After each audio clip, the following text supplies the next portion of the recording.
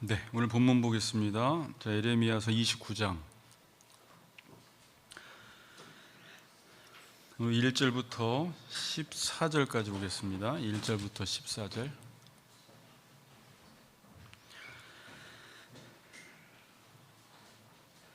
우리 1절부터 14절 어떤 의미인지 주의 깊게 생각하시면서 교독하도록 합니다. 선지자 예레미야가 예루살렘에서 이 같은 편지를 느부갓네살이 예루살렘에서 바벨론으로 끌고 간 포로 중 남아있는 장로들과 제사장들과 선지자들과 모든 백성에게 보냈는데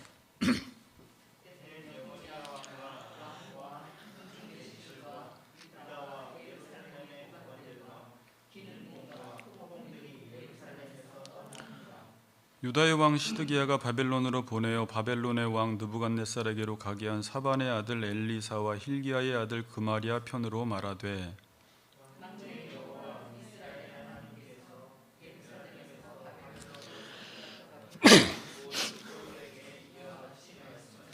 너희는 집을 짓고 거기에 살며 텃밭을 만들고 그 열매를 먹으라.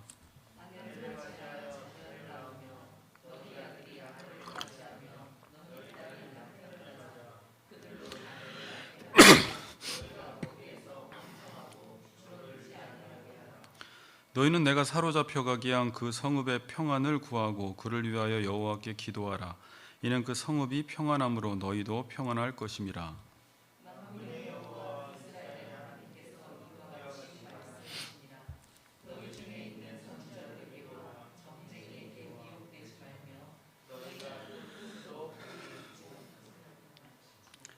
내가 그들을 보내지 아니하였어도 그들이 내 이름으로 거짓을 예언함이라. 여호와의 말씀이니라.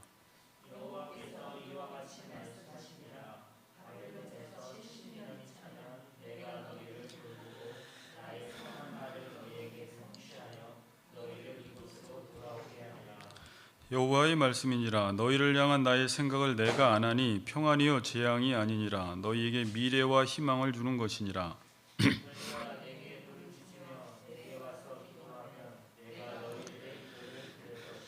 너희가 온 마음으로 나를 구하면 나를 찾을 것이요 나를 만나리라. 이것은 여호와의 말씀이니라.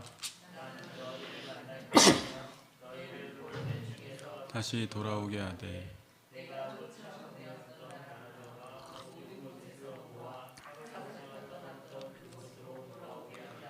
이것은 여호와의 말씀이니라. 아멘. 오늘 제목은 내 삶에 바벨론이 찾아올 때라는 제목으로 말씀을 나눕니다. 자, 같이 기도가 아니라 자, 인사합시다. 온 마음으로 예배합시다. 이렇게 인사합시다. 온 마음으로 예배합시다. 네. 29장은 그 예레미야가 바벨론 포로 공동체에게 보낸 편지 내용이에요. 근데 저도 이제 이 본문을 보다 보니까 좀 더 구체적으로 보면 예레미야가 바벨론 포로 공동체에게 보낸 편지 내용이 있고 또 바벨론 땅의 스마야라는 거짓 선지자가 그에 대해서 반박하면서 다시 편지를 보낸 내용이 있고 또 그에 대해서 스마야에게 또 예레미야가 다시 편지를 보냈고 맨 마지막으로 예레미야가 또 바벨론 포로 공동체에게 두 번째 편지를 보낸 내용인데 주로 전체 내용은 예레미야가 바벨론 포로 공동체에게 보낸 내용이 주를 이루고 있습니다. 29장의 주된 내용이 뭘까 봤을 때 이 5절, 6절과 28절이에요. 이게 이제 수미 쌍관이라고 하고 카이즘 구조라고 하는데 처음에 이 내용과 마지막에 이 내용을 적어 놓음으로 전체 29장의 내용이 무엇인지를 지금 말씀하고 있습니다. 자, 5절, 6절을 한번 봅시다. 너희는 집을 짓고 거기에 살며 텃밭을 만들고 그 열매를 먹으라. 아내를 맞이하여 자녀를 낳으며 너희 아들이 아내를 맞이하여 너희 딸이 남편을 맞아 그들로 자녀를 낳게 하여 너희가 거기에서 번성하고 줄어들지 아니하게 하라. 자, 28절은 여러분들이 한번 읽어보겠습니다. 28절은 시작. 그가 시작.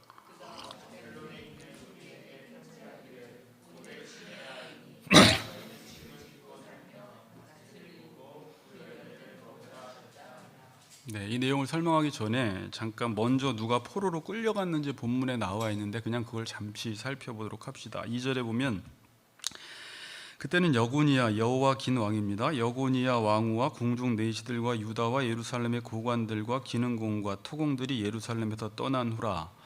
이 내용이 자세히 기록되어 있는 곳이 열왕기하 24장인데 15절 이하에 보면 그가 여호와 긴을 바벨론으로 잡아가고 왕의 어머니와 왕의 아내들과 내시들과 나라의 권세 있는 자도 예루살렘에서 바벨론으로 잡아가고 16절 또 용사 7,000명과 장인과 대장장이 1,000명 곧 용감하여 싸움을 할 만한 모든 자들을 바벨론 왕이 바벨론으로 사로잡아가고. 그러니까 지금 유다에서 모든 용사 또 장인들, 지금으로 따지면 과학자들이에요. 똑똑한 사람들, 정치 지도자들, 본문에서는 권세 있는 자들, 그러니까 쓸모 있는 사람들은 다 잡아갔습니다. 2차 때 다니엘까지 다 잡혀갔습니다. 그리고 14절 이하에 보니까 열왕기 하 이야기하는 겁니다. 24장 14절 이하 보니까 그가 또 예루살렘의 모든 백성과 모든 지도자와 모든 용사 10,000명과 모든 장인과 대장장이를 사로잡아가며 비천한 자 외에는 그 땅에 남아있는 자가 없었더라. 쓸모있는 사람들 다 잡아가고 예루살렘에는 지금 비참한 자만 남아있다라고 말하고 있습니다. 그러니까 이 이야기를 왜 하냐면 지금 예루살렘 성은 완전히 황폐화되었다라는 것입니다. 저도 뭐 포로로 끌려가 보지 않았지만 아마 뭐 말로 다 할 수 없이 비참하고 황폐한 상황일 거예요. 처참한 상황입니다. 모든 인재들이 다 끌려갔고 자기 직업을 잃고 가족을 잃고 모든 것을 다 잃어버리고 또 예루살렘 성까지, 하나님께 제사드리던 예루살렘 성까지 무너진 상황입니다. 28장에 우리가 보았지만 하나님은 계속해서 너희들은 바벨론의 멍에를 매라는 거예요. 이 내용이 지금 계속 29장까지 흘러가고 있어요. 그런데 또 하나냐라는 선지자가 예루살렘에서 거짓 메시지를 전했는데 바벨론 포로에 끌려간 이후에도 더 많은 거짓 선지자가 등장했다라는 것이 본문에 나와요. 시드기야라는 거짓 선지자가 나와. 이름이 똑같아요. 아합이라는 거짓 선지자가 나오고 특별히 주된 내용은 스마야라는 거짓 선지자가 등장해서 하나냐와 동일한 메시지를 전하고 있습니다. 예전에 하나냐도 2년 안에 돌아간다고 했는데 여기서도 곧 우리는 돌아갈 것이라고 계속해서 거짓 선지자들이 메시지를 전하고 있는 것입니다. 자, 그럼 아까 하나님께서 에레미야에게 준 말씀을 지금 에레미야가 바벨론 포로 공동체에게 보낸 편지 내용이 오늘 본문 5절 이하인데, 그러니까 5절, 6절, 28절인데 그 중심 내용이 뭐였어요? 너희는 집을 짓고 거기에 살라는 것입니다. 그러니까 거기에 살라라는 말은 거주하다, 머무르다라는 말이에요. 그러니까 이 말은 바벨론 포로 생활이 일시적인 것이 아니라 지속될 것이라는 거예요.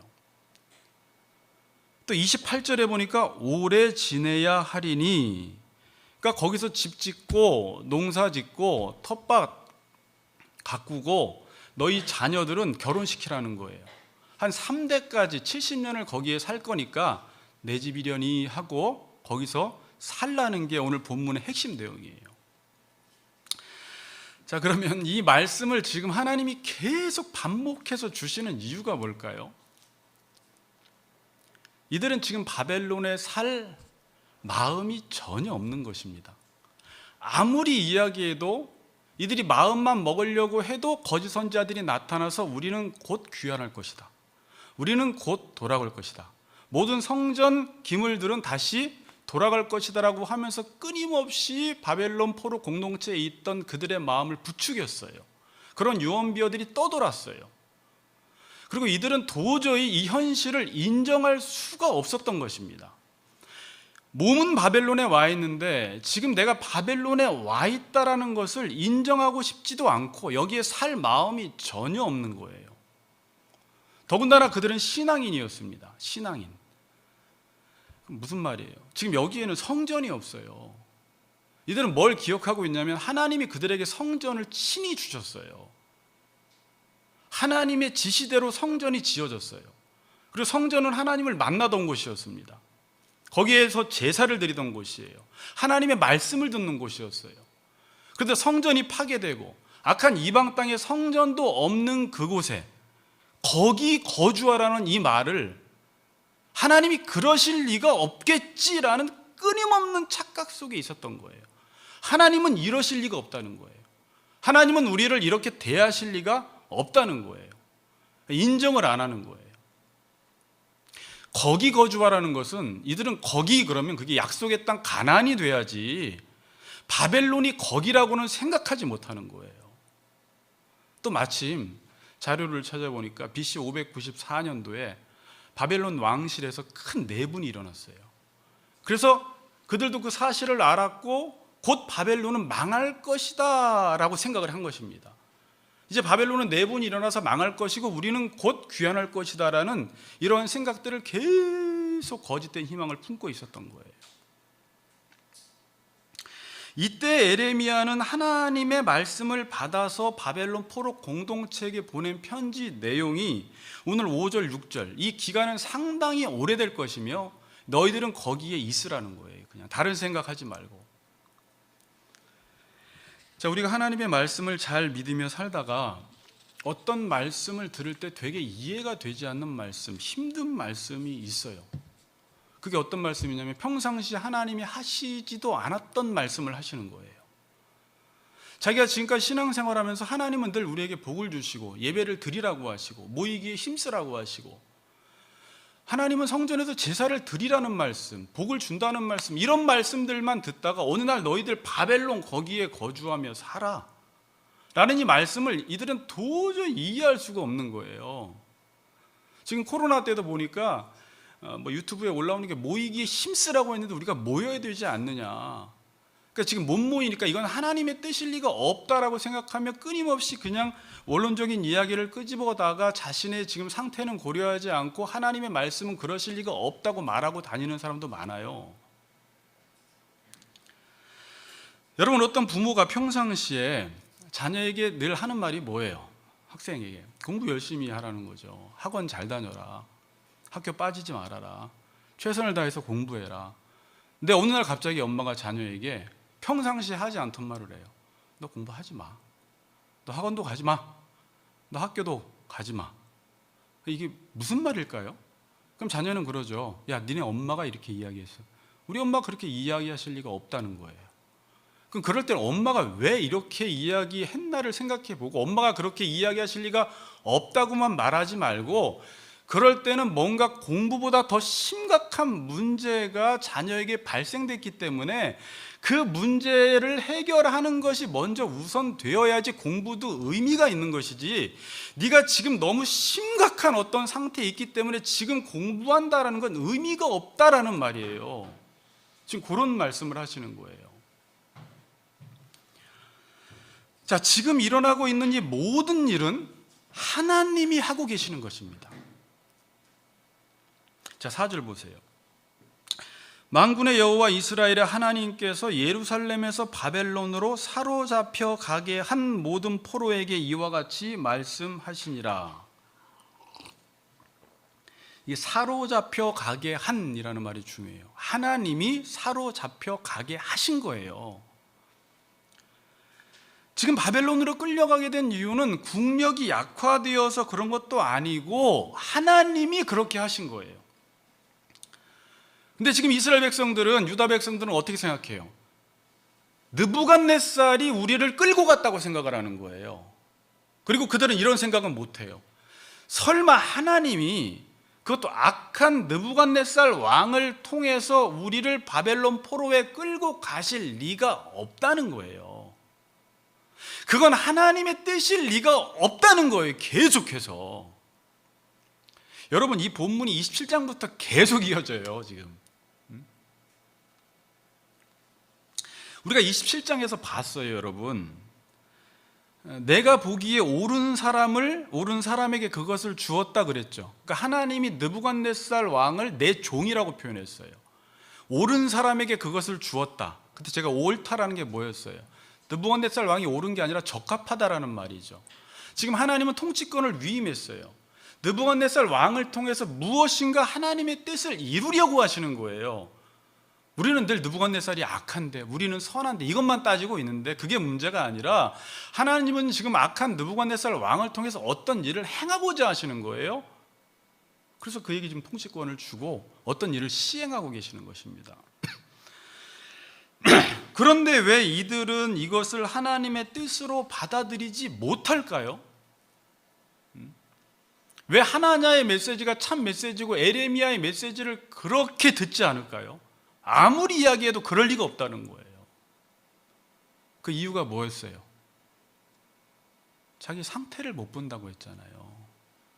아까 자녀도 마찬가지예요. 엄마도 공부하지 마, 학원 가지 마 그러면 거기서 아싸 좋다 그래도 안 되고, 엄마가 그러실 리가 없는데 그래도 안 되고, 엄마가 그렇게까지 말할 때는 뭔가 내 안에 심각한 문제와 상태가 있다라는 거예요. 공부보다 더 중요한 게 먼저 해결되어야 될 게 있는데, 이스라엘 백성들이나 지금 이 시대에 사는 성도들이 가끔 자신의 상태는 보지 못하고 늘 하나님은 그러실 리가 없고, 하나님은 우리를 바벨론 포로에 끌려가실 리가 없고, 그건 하나님의 말씀일 리가 없다는 거예요. 자신의 상태를 얼마나 모르냐면요, 오늘 본문에 보면 선지자들도 자신의 상태를 모르고 백성들의 상태를 몰라요. 보통 백성은 자신의 상태를 몰라도 선지자는 백성들의 상태를 알아야 되고 그 상태에 대해서 지적을 해주고 돌이키게 해줘야 되는데, 하나냐도 마찬가지고 여기에 있는 스마야라는 선지자도 마찬가지예요. 재밌는 내용이 나와요. 스마야라는 선지자가 이제 에레미야의 편지를 받아보았어요. 받아보고 나서 다시 에레미야에게 편지를 보내는데, 그 예루살렘 성에 있는 스바냐라는 제사장을 통해서 에레미야에게 편지를 보냅니다. 그때 하는 말이 뭐냐면 26절 보세요. 너를 여호와의 감독자로 세우신 것은, 너가 누구예요? 스바냐 제사장. 야, 스바냐 제사장아, 너를 지금 감독자로 세우신 것은 모든 미친 자와 선지자 노릇을 하는 자들을 목에 씌우는 나무 고랑과 목에 씌우는 쇠고랑을 채우게 하시려고 너를 세웠다는 거예요. 야, 너 거기서 제사장으로 세운 이유는, 감독자로 세운 이유는 지금 미친 사람들과 선지자 노릇하는 거짓 선지자들을 잡아다가 지금 쇠고랑을 채우라고 하는 일을 너에게 맡겼는데 지금 뭐 하고 있냐라는 거예요. 이 말이 뭐예요? 스마야라는 거짓 선지자가 에레미야가 지금 미친 자라는 거예요. 그는 지금 선지자 노릇을 하고 있는 사람인데 거짓 선지자라는 거예요. 너 감독자가 되어서 지금 직무유기하고 있다는 거예요. 뭐 하고 있냐라는 거예요. 누가? 스마야라는 선지자가 이 정도로 영적으로 무지하는 거예요. 마치 지금 하나님의 뜻에서 벗어나 있는 이단들과 전혀 하나님의 뜻을 전하지 않는 어떤 목회자들이 오히려 말씀을 전하는 그 목사들을 거짓 선지자로 보고 있는 거예요.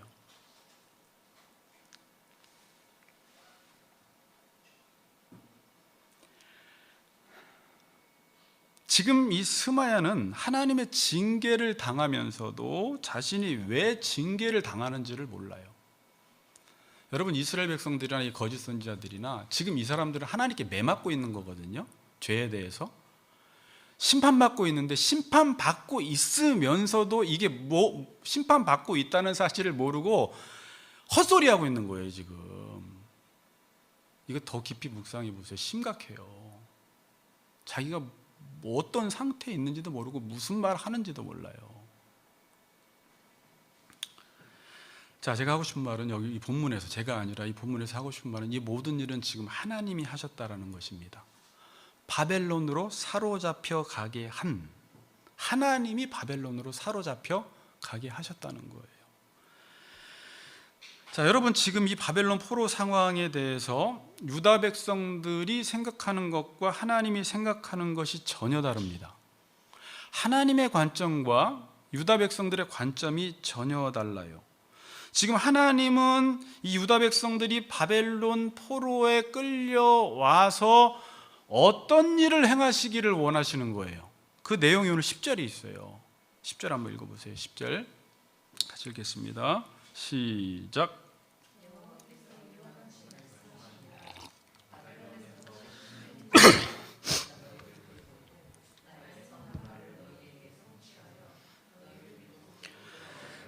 천천히 잘 읽으세요. 여호와께서 이와 같이 말씀하시니라. 바벨론에서 70년이 차면 내가 너희를 돌보고 나의 선한 말을 너희에게 성취, 밑줄 주세요.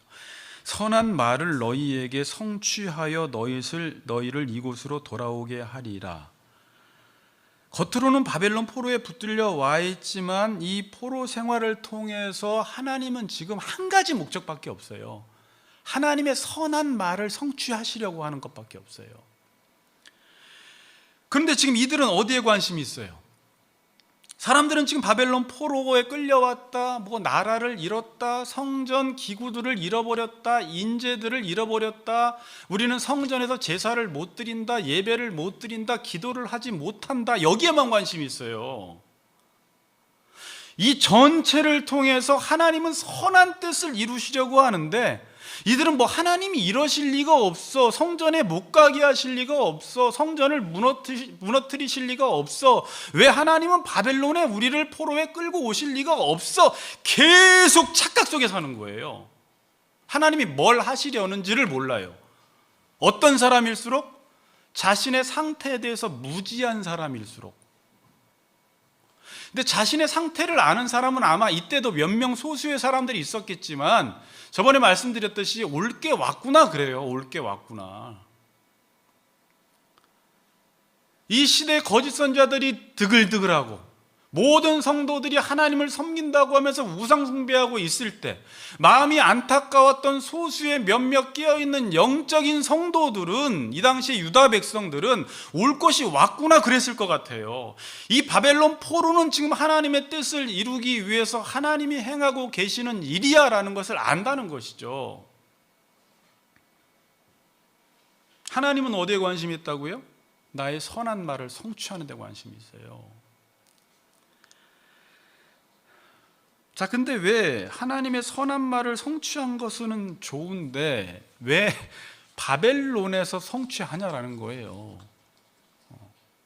저는 이제 이런 질문들을 한번 던져보는 거예요. 계속 왜 바벨론에서 왜 성취하세요? 여러분, 하나님의 뜻을 이루기에는 예루살렘이 더 좋지 않아요? 거기에 뭐가 있어요? 하나님이 또 약속한 땅이고 특별히 거기 성전이 있어요. 제사를 드릴 수 있어요. 기도할 수 있어요. 하나님을 만날 수 있는 곳이에요. 그럼 거기서 하나님의 선한 뜻을 이루기가 훨씬 좋잖아요. 근데 왜 바벨론에서 뜻을 이루시려고 하는 거예요? 왜 그런 걸까요? 이들에게 있어서만큼은, 잘 들으세요, 이들에게 있어서만큼은 제사나 성전이나 기도나 예배가 필요가 없어요. 소용이 없었던 거예요. 오히려 하나님을 만나는데 이 성전이 이들에게 있어서만큼은 방해가 됐어요. 자, 잘 들으셔야 돼요. 성전은요, 하나님 만나기 가장 좋은 곳이에요. 예배는 하나님 만나기 가장 좋은 인간의 최고의 영광된 행위입니다. 기도라는 것도 마찬가지예요. 그렇죠? 그런데 지금 어쩔 때 이런 것들이 하나님 만나는데 방해가 돼버리죠? 언제? 마음이 없을 때. 내가 하나님께 대한 마음이 없어요 지금. 근데 자기도 몰라요, 마음이 없다라는 걸. 왜? 이들은 늘 그 성전 생활이 익숙해져 있기 때문에. 내가 하나님께 대한 마음이 없는데 늘 성전에 나가면 이 성전과 예배가 하나님께 마음이 없다라는 것을 더 못 보게 만드는 기능을 해버려요. 그럼 어떻게 해야 돼요? 내가 지금 하나님께 마음이 없다라는 것을 알려면 이 모든 게 다 치워져야 돼요. 그래야지 우리의 실체를 보게 되기 때문에. 착각하시면 안 돼요. 그럼 지금 성전이 필요 없다는 말인가? 그 말이 아니에요. 그건 하나님 만날 수 있는 최고의 좋은 도구예요. 근데 이들에게만큼은 왜 그런 거예요? 마음이 없기 때문에 그런 거예요.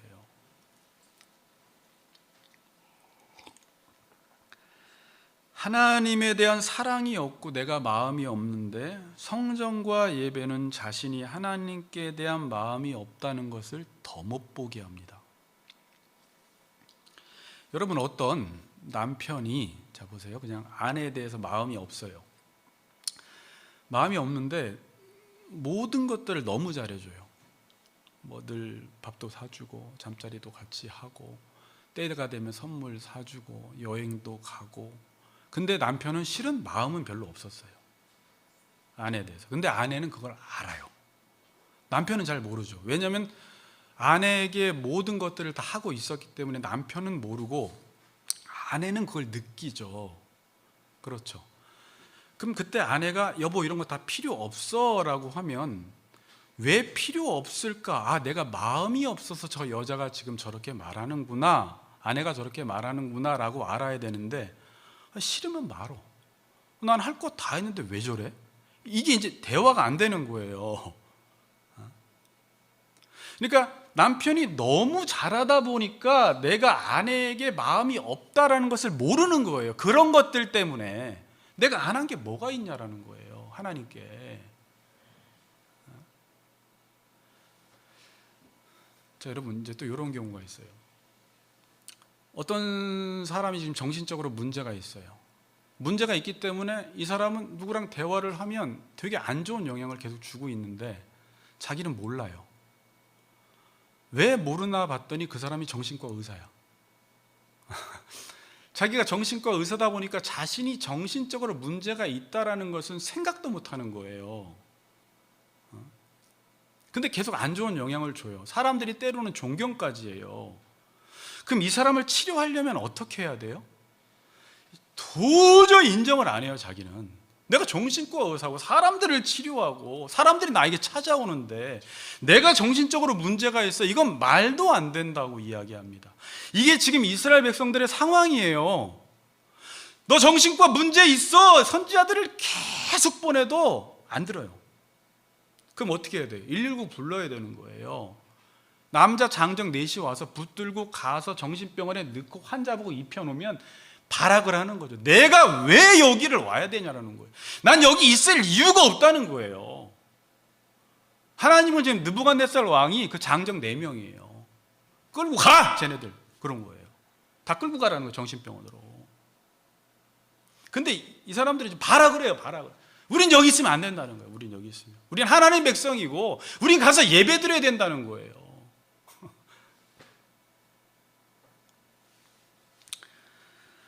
바벨론은 지금 믿음의 정신병원이에요.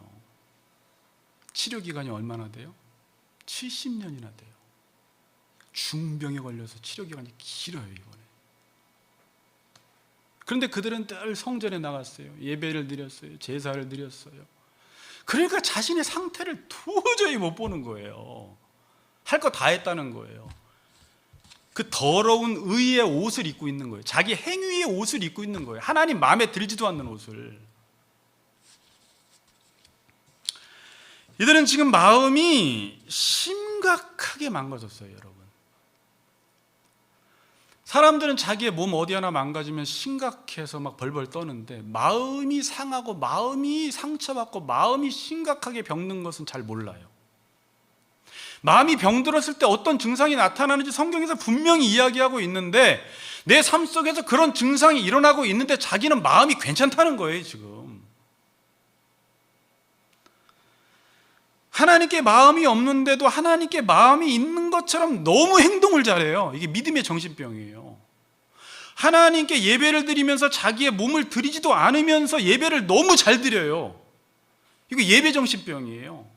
하나님께 기도를 하면 하나님의 언약을 구해야 되는데 자신의 소원을 구하면서 기도를 하면서 자기가 잘못됐는지를 몰라요. 기도 정신병에 걸렸어요. 누군가의 말을 들으면, 하나님 같은 메시지를 들으면 그게 어떤 메시지인지도 모르고 힐링되고 위로받았다고 하면서 아멘을 하는데 자기가 왜 아멘을 하는지도 몰라요. 아멘 정신병에 걸린 거예요. 하나님께 찬양을 하면서도 왜 찬양하는지를 몰라요. 찬양 정신병에 걸렸어요. 다 정신병에 걸렸어요. 정신병이 뭐예요? 자기가 말을 하고 행동을 하는데 자기가 뭘 하는지를 모르는 거예요. 여러분, 많은 성도들이 자기가 뭘 하는지를 모르는 사람들이 많아요. 영적인 정신병에 걸려서 심각해요.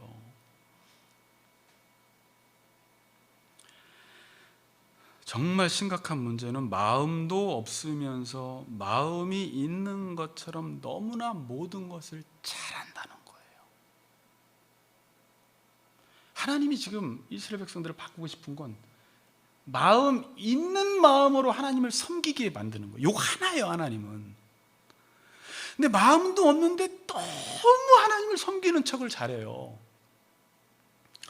여러분, 저는 이 시대를 보면 저를 비롯해서 많은 사람들이 이 마음앓이를 하고 있어요. 그러니까 누군가로부터 이 마음과 마음이 오가기를 원해. 인간은요, 마음을 알아주는 게 최고예요. 내 마음 알아주면 거기서 모든 치료가 다 되는데, 지금 이 시대는요, 서로 이용해 먹고 있기 때문에 마음과 마음이 와닿질 않기 때문에 상대방으로부터 내가 마음을 받아야 할 것이라는 이제 기대조차도 않는 삶을 살아가요. 나도 마음을 안 주고 상대방도 나한테 마음을 줄 것이라는 기대를 안 합니다. 누가 나에게 다가오면 진심과 정직함으로 다가온다고 생각을 안 하고 분명히 나를 이용하고 뭔가 자기에게 유익이 되니까 나에게 다가온다고 생각해서 서로 마음 문을 다 닫아버리고 살아가요. 그래서 마음과 마음이 이어지지가 않아요. 이 시대는 하다못해 가정에서 부부 사이에도 자녀와 부모님 사이에 거기에서만큼은 마음이 오가야 되는데 여기에서도 때로 마음이 오가지 않기 때문에 성도들이 하나님과의 관계 속에서도 마음 없이 하는 신앙생활에 너무 익숙해져 있어서 이제는 내 마음이 하나님께로 가지도 않고 말씀을 들으면서도 하나님의 마음이 느껴지지 않는데도 아무런 문제 삼지 않고 종교생활을 하고 있어요.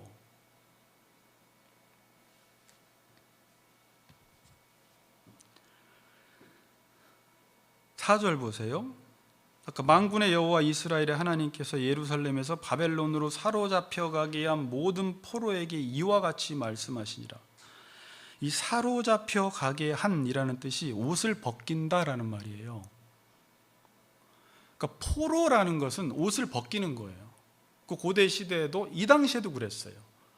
중요 부위만 가리고 옷을 벗기고 사슬에 묶여서 끌려가는 것입니다. 하나님은 지금 이들의 옷을 벗겨버리는 거예요. 수치를 드러내는 거예요. 수치가 뭐였어요? 너희 마음 하나도 없잖아. 너희 나에 대해서 마음 하나도 없잖아. 근데 여러분, 아담과 하와 때부터 하나님을 떠난 인간은 그 부끄러움을 가리기 위해서 나뭇잎으로 치마를 엮어서 쌓아서 자기의 수치를 가려보려고 하는데, 그게 어떻게 보면 행위적인 의예요. 의. 종교적인 의로 자기의 부끄러움을 가려보려고 합니다.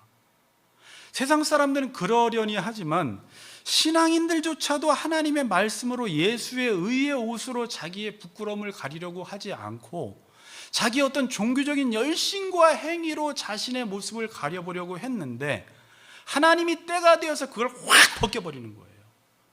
너희들 다 가짜라는 거예요. 너희들 다 착각 속에 살고 있다는 거예요. 너희들 그거 내가 받지 않는다는 거예요. 너희들 그렇게 행동하는 거 의의 옷 아니라는 거예요. 나는 신앙이 좋다고 착각하게 만드는 옷을 하나님이 다 벗겨버렸어요. 그리고 우리의 실체를 보게 하세요. 정신병원에 들어가서.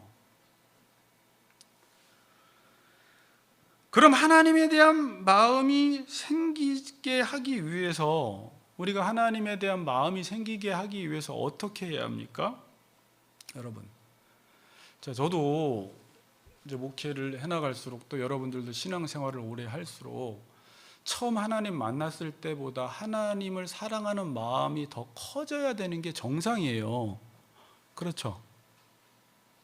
근데 시간이 흘러갈수록 하나님에 대한 마음이 커지는 사람도 있지만 대부분 초심을 잃어버리고 마음이 많이 식어져요. 그럼 하나님에 대한 마음은 어떻게 생길 것인가 되게 중요한 주제잖아요. 하나님은 지금 에레미야서 전체는 마음 하나 바꾸는 거예요. 이 새 언약 백성이라는 건 예수님이 이 땅에 오신 것도 우리의 마음 바꾸러 오신 거예요. 로마서에서도 겉으로 할례 받지 말고, 표면적인 할례 말고 마음의 할례 받으라는 거예요. 산상수는 지금 마음의 문제를 다루고 예수님의 모든 메시지는 마음에 초점이 맞춰져 있어요. 근데 인간이 부패한 것은 이 마음이에요. 마음. 만물보다 거짓되고 심히 부패한 것은 인간이 더러움 중에 너무 더러워요. 근데 인간은 자기의 마음이 더럽다라는 것을 몰라요, 잘. 그래서 몇 가지 종교 행위만 하면 하나님께 자기가 마음이 있는 줄 알고 자기가 자기를 속여버려요. 자, 저도 이제 물어보는 거예요. 너 진짜 하나님에 대한 마음이 얼마나 있어서 목회하냐, 재규야?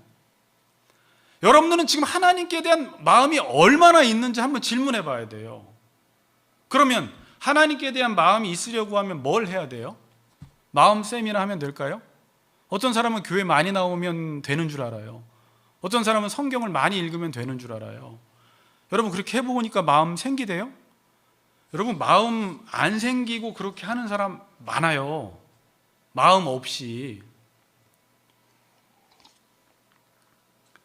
자, 하나님께 대해서 마음이 생기려면 하나님의 마음을 받아들여야 돼요. 저는 지금 말씀을 받는다 그러면 성도들이 또 맞아, 말씀 듣잖아 이렇게 말할까 봐 내가 말씀 안 들은 적 있어? 또 이렇게 나가요. 내가 예배 안 드린 적 있어?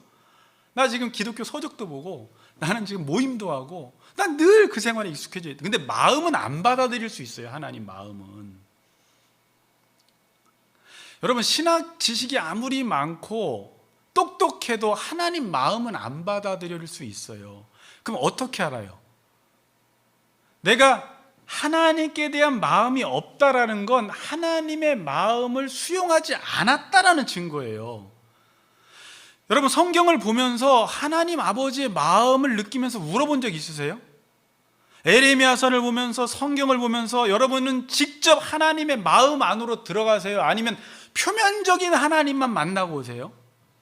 얼마나 많은 사람들이 신학 지식은 많은데 표면적인 하나님만 만나고 와요. 그 하나님의 중심을 헤아리는 사람이 별로 없어요. 사무엘 시대에도 한나에게 하나님이 하셨던 말씀이 내 중심과 내 마음을 알아주는 사람이 없다는 거예요. 아버지 마음을 아는 사람이 없어요. 아버지 마음을 안다면 우리가 이렇게 살지 않는다라는 거예요. 한나가 아버지 마음 알고 제가 제 자식 하나님께 드리겠습니다. 하나님의 뜻을 이룰 백성이 한 명도 없어요. 하나님 어떻게 그렇게 없어요? 하나님 아빠의 마음 이루어드릴 사무엘을 하나님께 드리겠습니다. 여러분 그래서 저도 이제 계속 여러분들이 성경을 보고 설교를 들으면서도 여러분들이 하나님의 마음을 알고 그의 마음을 받아들일 때 내 마음이 변하고 내 마음이 움직여서 하나님을 향해서 마음을 쏟게 돼요. 기도를 해도 마음을 쏟게 되고 말씀을 들으면서도 마음이 하나님께로 가게 되고 내 마음을 드리고 싶고 내 인생을 드리고 싶고 내 삶을 드리고 싶은 정말 드리고 싶은 마음이 생겨요. 언제? 하나님의 마음을 알 때, 그분의 사랑을 깨달았을 때, 그분의 사랑을 알았을 때, 그분의 마음과 내 마음이 이어졌을 때 나도 하나님 사랑해요 라고 진심으로 사랑을 고백하는 거예요. 여러분 하나님의 백성들이 하나님의 마음을 받아들이지 않으면 하나님의 말씀을 듣지 않으면 그 다음부터 하나님을 위해서 행하는 그 모든 것은 아무런 의미가 없습니다. 이건 예수님이 하신 말 아무런 의미가 없어요. 마음 없이 행하는 건 우리는 뭐 선지자노로 귀신 뭐 쫓아내 이렇게 말하지만 아무 의미가 없다는 거예요. 똑같아요. 한 사람이나 안 한 사람이나.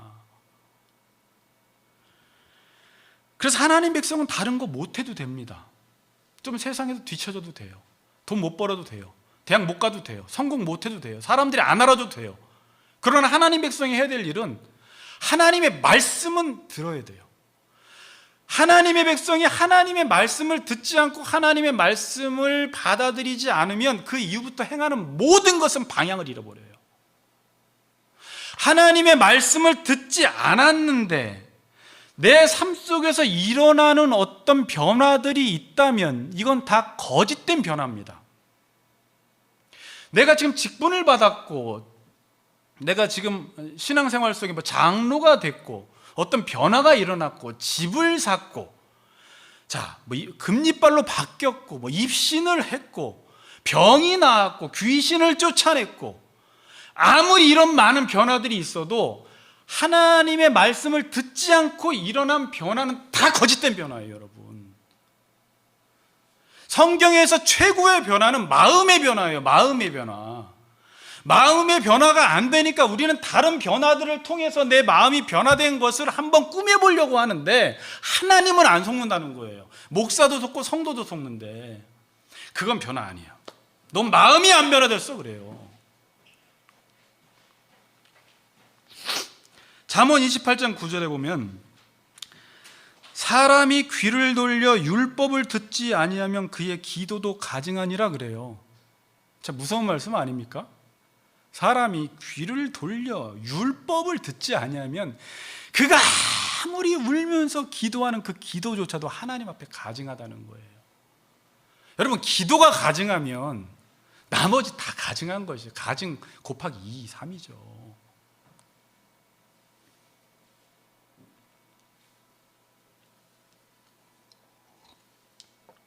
여러분은 지금 말씀 듣나요? 들을 수도 있고 안 들을 수도 있어요. 30년 동안 안 들었을 수도 있어요. 여러분, 왜 많은 사람들에게 말씀이 들려지는데 말씀이 안 들릴까요? 여러분, 왜 말씀이 안 들려요? 생각해 보니까 말씀 말고 들려지는 말이 너무 많아요. 이 세상에는요. 일단은 너무 많은 소리가 있어요. 그것도 있지만 저는 더 문제를 뭘로 보냐면 내가 듣고 싶은 소리가 있어요. 내가 듣고 싶은 소리가 있으면 하나님의 말씀이 안 들려요. 여러분, 왜 사람들이 이단에 빠지는 줄 알아요? 내가 듣고 싶은 소리 때문에 다른 대상을 자꾸 찾게 되는 거예요. 성경에서는 내가 듣고 싶은 소리를 듣는 걸 방황이라고 이야기를 해요. 이게 좋은 게 아니에요. 자, 제가 지금 이렇게 이야기했어요. 하나님의 말씀을 안 듣는 이유는 많은 하나님 소리 이외의 많은 소리들 때문에 그 말씀을 못 듣지만 내가 듣고 싶은 소리 때문에 못 들어요. 자, 그러면 여러분, 기도원에 가면 하나님 말씀 듣는 게 조금 쉬워져요. 왜? 보이는 게 없고 들리는 게 없기 때문에 장점은 있어요. 그런데 기도원에 안 가도, 자, 여러분들이 집에서 이런 경우가 있죠. 저도 아내가 여보 부르는데 제가 못 듣는 경우가 있어요. 어디 드라마에 예를 들어서 확 빠져 있거나 뉴스를 본다 그럴 때 여보 그러고 뭐 개는 짖고 종인이 뭐라고 하고 종혁이 뭐 하고 있어도 하나도 안 들리는 적이 있어요.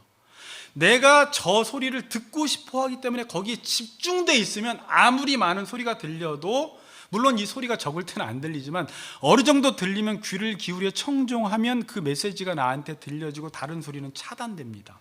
주파수가 맞아버리는 거예요.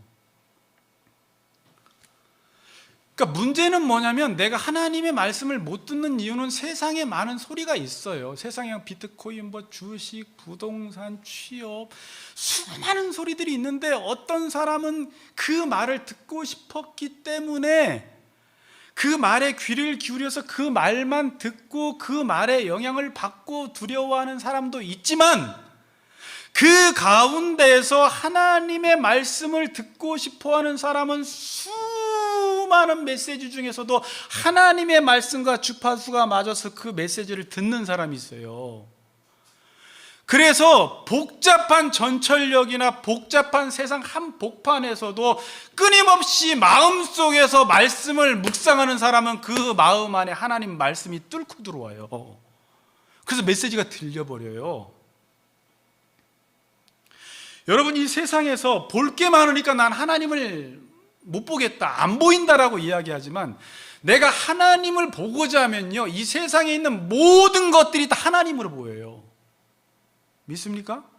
하나님의 영광의 광채, 하나님의 모든 능력과 신성이 만드신 만물에 분명히 보여 알기 때문에 내가 그동안 하나님을 볼 마음이 없었기 때문에 이 모든 것들을 통해서 하나님을 못 봤지, 내가 하나님을 보려고 하면 하늘 하나도 바람도 꽃도 사람도 다 하나님의 메시지로 들려요. 뉴스 하나조차도, 악한 뉴스조차도.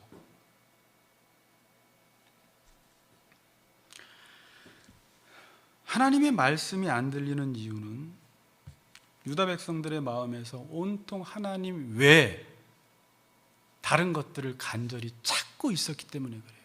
그들은 우상을 간절히 찾고 있었어요. 자신이 듣고 싶은 소리, 자신이 바라는 것들을 해줄 대상을 간절히 찾았기 때문에 그런 참 선지자가 에레미야가 옆에 있었음에도 불구하고 그건 자기 메시지가 되지 않았습니다. 어디에까지 가서? 바벨론이라는 정신병원에 끌려가서도 들리질 않아요. 끊임없이 거짓 메시지들의, 거짓 선지자들의 메시지만 듣고 귀환한다라는 이 소망을 버리질 않는 것입니다. 그럼 회복 안 돼요. 아무리 바벨론에 끌려가도. 여러분은 뭘 그렇게 찾으시나요? 한번 유고 나눠보세요. 나는 늘 뭘 그렇게 찾고 사나.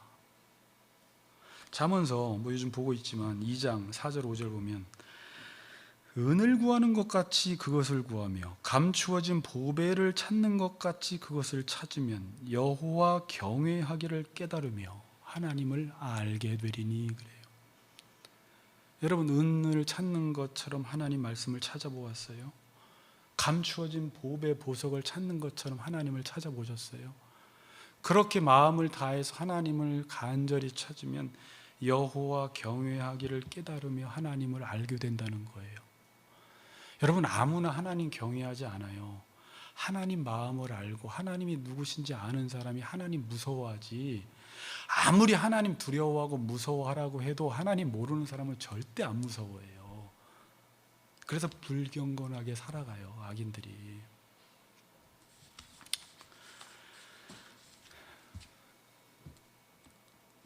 유다 백성들을 치료하기에 가장 좋은 곳은 어디였어요? 바벨론입니다. 바벨론은 어떤 곳이에요? 이전에 들리던 것이 들리지 않아요. 이전에 보이던 것이 보이지 않아요.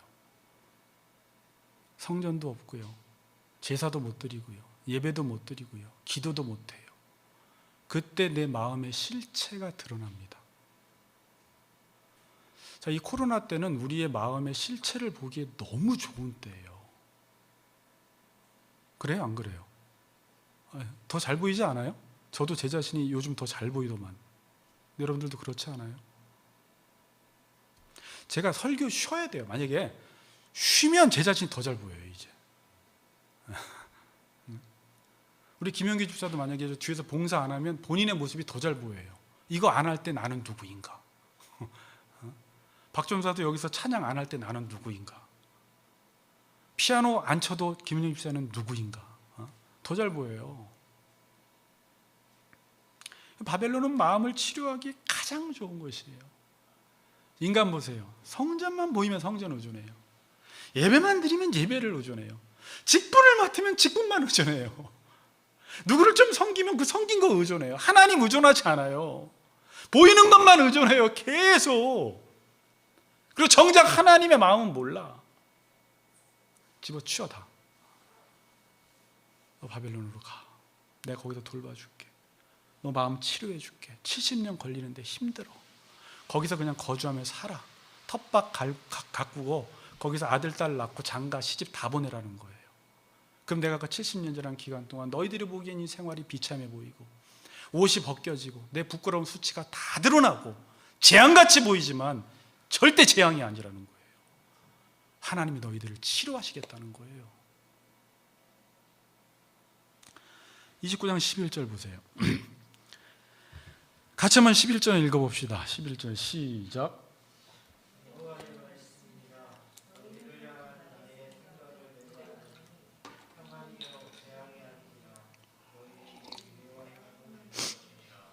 아멘.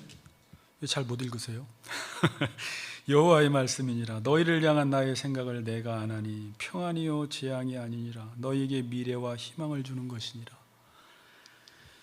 그러니까 하나님도 알았어요. 이건 재앙처럼 보인다는 거예요. 그렇죠? 바벨론 포로 생활은 재앙처럼 보이니까 이들은 재앙으로 느끼고 있지만 이 재앙처럼 보이는 이것이, 너희들이 정신병원으로 끌려가는 그것이 너희들이 지금 비참해지는 것 같지만 거기서 내가 어떤 일을 이룰 것이기 때문에 그것은 미래와 희망이고 평안이라는 거예요. 자, 여러분, 평안이라는 이 단어에 좀 집중 한번 해보세요. 왜 바벨론이 평안이에요? 지금 하나님이 지금 에레미야서는 뭘 얘기해요? 언약 관계를 회복하시겠다라는 거예요. 관계를 뭘 통해서? 에레미야 31장 30절 이후에 보면 마음을 바꾼대요. 마음을. 새 언약은 마음이 바뀌지 않으면 새 언약 백성이 안 돼요, 여러분. 마음이 안 바뀌면. 그러면 하나님이 지금 바벨론에서 하실 일은 우리의 상한 마음, 찢긴 마음, 부패한 마음을 치료하셔서 정말 하나님과 마음이 맞닿게 해서 하나님과 관계가 회복되어서 하나님이 주시는 평안을 주시겠다라는 거예요. 자, 여러분, 제가 여기 교인들 많으면 손도 한번 들어보라고 하고 싶지만, 여러분 삶 속에 두려움이 있는 분들 손 들어보세요. 불안한 분들 손 들어보세요. 그러면 너무나 많이 들어요. 저는 사람과 대화하다 보면 다 두려워하고 있어요. 저는 별로 안 두려워하고 사는 줄 알았는데 얼마나 두려워하고 불안해하는지 몰라요, 사람들이. 미래에 대해서, 삶에 대해서. 자, 그런데 여러분, 두려움이 많지는 없어요. 저는 그냥 약간 배짱 있게 살아가는데, 그냥 배짱은 그냥 나오는 게 아니라 어디서 나와요? 하나님의 언약의 말씀이 들려질 때 그 말씀 때문에 평안함을 얻는 거예요. 여러분, 사람끼리도 보통 자매들이 그러죠. 남자가 나를 사랑한다고 확인되지 않으면 불안해해요. 그런데 남자가 너 사랑해, 그리고 사랑한다라는 어떤 액션을 취하면 그때서야 안심을 하고 평안하게 살아가요. 그러나 저 남자가 나를 사랑한다라는 생각이 안 들 때 얼마나 불안하고 얼마나 초조한지를 몰라요. 사람 하나가 나를 사랑하지 않는다고 해도 이렇게 불안한데, 하나님이 나를 사랑하지 않는다고 했을 때 요한일서에 나온 것처럼 사랑 안에는 두려움이 없거든요. 사랑이 확인되지 않으니까 너무 두려운 거예요, 인생이. 내 인생이 어떻게 될지 모르겠는 거야. 근데 오늘날 설교 시간에 말씀을 들었어요. 두려워하지 말라라, 염려하지 말아라. 네가 불 가운데로 지나갈 때도, 물 가운데로 지나갈 때도 내가 너와 함께 하겠다라는 그 메시지 하나가, 지금 하나님이 나를 버린 게 아니구나, 나를 놓친 게 아니구나, 무관심한 게 아니구나. 혼자 그렇게 두려움의 밤을 지새던 분이 하나님의 약속과 언약의 말씀을 붙들고 어느 순간 마음에 하늘의 평안이 몰려오기 시작하는데, 삶은 변한 게 아무것도 없고, 지금 아무것도 변한 게 없고 똑같고 오히려 더 악화됐는데 평안을 얻어요. 뭐 때문에? 약속 때문에. 하나님이 나를 사랑하면 누가 우리를 그리스도의 사랑에서 끊으리요? 환난이냐 기근이냐 적신이냐 칼이냐. 담대한 거예요. 미래가 걱정이 안 되고 다음 날이 걱정이 안 되고 오늘 살아내는 거고, 하나님이 나를 사랑하고 나를 여기에 불러주셨으면 오늘 살면 되는 거거든요. 미래를 왜 걱정해? 미래는 내 것도 아니에요. 오늘을 누리셔야 돼요. 저 요즘 전도서 공부하면서 은혜를 많이 받고 있는데, 낙을 누리래요, 낙을.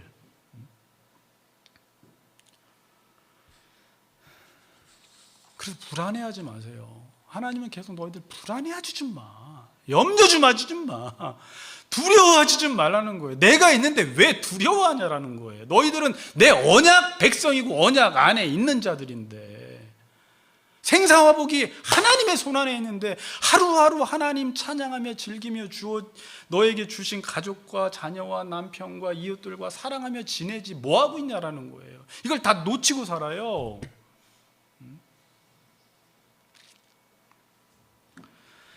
결론입니다. 12절 13절 읽고 마칩시다. 우리 12절 13절 보겠습니다. 12절 13절 같이 크게 읽습니다. 시작.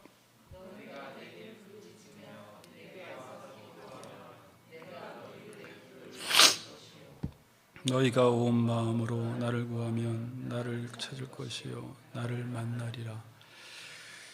우리가 유명한 구절들, 많이 들었던 구절들은 쑥 지나가기 쉬운데 이 문맥 속에 자세히 읽어보면 이렇게만 되면 신앙생활 따봉이에요. 보세요. 내가 하나님께 부르짖어요. 기도하면 하나님이 내 기도를 다 들어주셔. 내가 하나님을 찾으면 하나님이 나를 만나죠. 그건 끝 아닙니까? 우리가 지금 이거 하고 싶은 거 아니에요?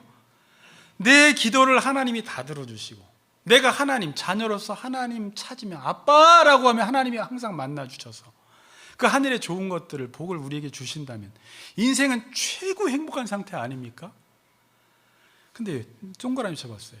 근데 이게 문제는 뭐예요? 내게 부르짖으며 내게 와서 기도하면, 나를 구하면, 그러니까 하나님께 기도하고 하나님을 찾아야 되는데 이스라엘 백성들은 어떻게 했어요? 하나님의 이름을 부르면서 그 마음속엔 바알이 있었어요. 그래서 바알을 섬겼다고 해요. 왜 이러한 현상들이 일어났다고요? 왜 하나님 앞에 나가서 기도하는데 바알의 이름을 부르고 하나님을 찾으면서도 우상을 찾고 있고, 왜 그런 거예요? 마음 때문에 그런 거예요. 그래서 그 다음 구절 뭐라고 해요? 13절에 너희가 온 마음으로 나를 구하면 나를 찾을 것이요 나를 만나리라 그래요. 어디에 문제 있었어요? 온 마음이에요. 온 마음. 저 이런 생각을 해봤어요.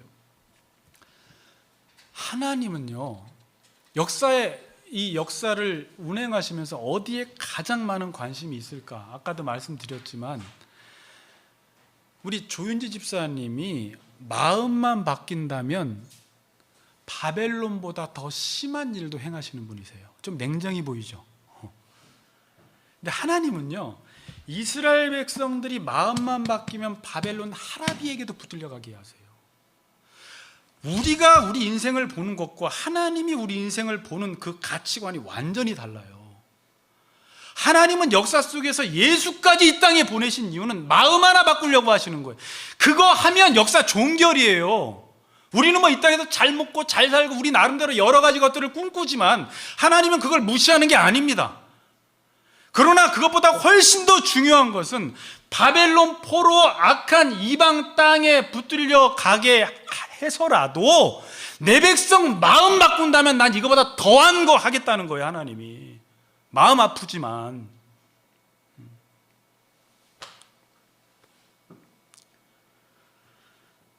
지금 성전은 없지만 이 바벨론에서 고난 중에 마음이 회복되어서 온 마음으로 하나님께 나가고 하나님을 찾고 하나님께 부르짖으면 하나님을 만나게 되는 역사가 있게 된다는 거예요. 하나님은 지금 이 일을 하신다는 거예요.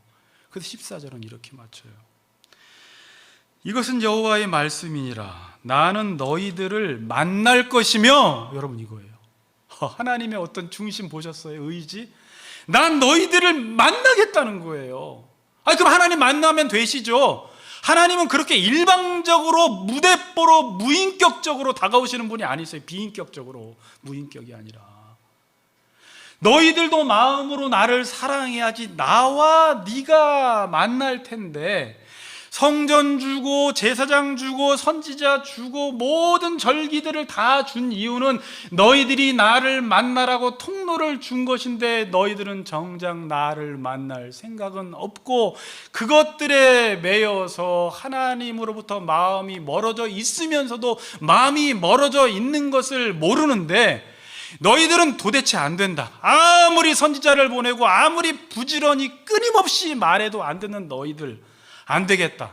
아까 이제 공부하지 마, 학원 가지 마, 학교 가지 마 라고 말하는 것처럼 성전 가지 마, 예배 드리지 마, 아무것도 하지 마 라고 하나님 말씀하시고, 너희들 지금 그게 문제가 아니야. 너희 마음 상태 바뀌기 전에는 예배도 의미 없고 성전에 가는 것도 의미 없고 기도하는 것도 의미 없어.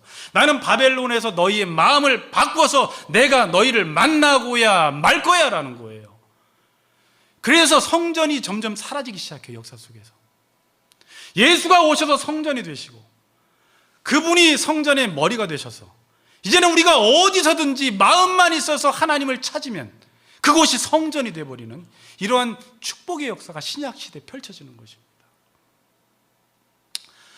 자, 여러분 삶 가운데 국가적으로나 바벨론이 찾아왔을 때 낙심하지 마시고 이때는 하나님을 만날 최고의 기회로 하시고 여러분 마음 바꾸는 일에 열심을 내시는 우리 같이 걷는 교회 성도님들 되시기를 주의 이름으로 축복합니다.